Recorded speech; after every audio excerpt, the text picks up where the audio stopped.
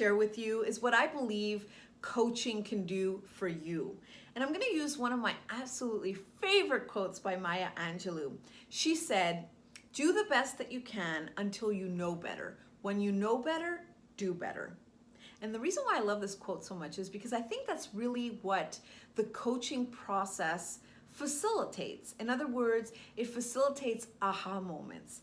It allows us to have that knowledge about ourselves, to see ourselves more clearly, so that then we can make better decisions about our behavior. So then we do better. So think of it this way. It's like peeling back the layers of an onion. Because I think that there's so many messages that we learn about ourselves that then translate into habits that we develop.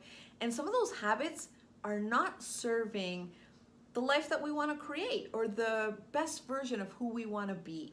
And so it's really, the onus is on developing the habits to increase our self-awareness, so that then we can have, the light bulb goes on and we're like, why did I ever think that was the best way of doing things?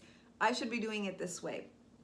Think of it this way. Have you ever been in a new job or a new position, and in the beginning everything is so overwhelming, and then a few months down the line it's like a no-brainer, you could do the job in your sleep, and you wonder why it was even hard to begin with? Well, it's kind of similar like that. I'll share with you a story that happened to me where I was able to have that aha moment about one of my habits that was clearly not serving me.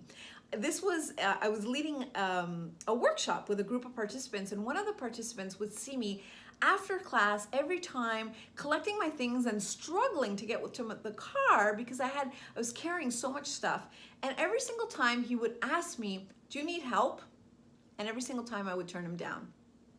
And one time he called me out on it, and he said, "You know, Caro, I see you struggling all the time, and I ask you if you need help and you turn me down." And he said, "What is it about you that has a hard time accepting help?" And that moment, I'm telling you, it stayed with me and it struck me, because I didn't know the answer to that. And I didn't even see that about myself. I didn't even realize I was doing it.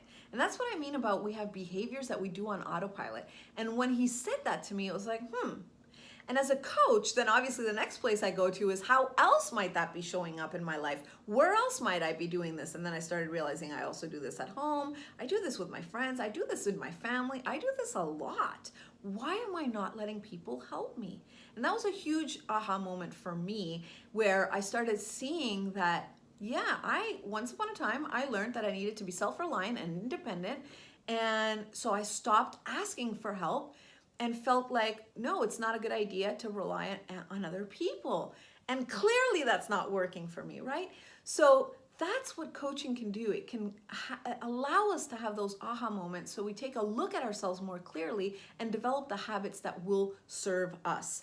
So my question to you is, right now, if you're just curious about your life without judgment, what are some of the habits that you might have that are not supporting the life that you want to create for yourself, or the best version of who you are? And I want you to share those in the comments below.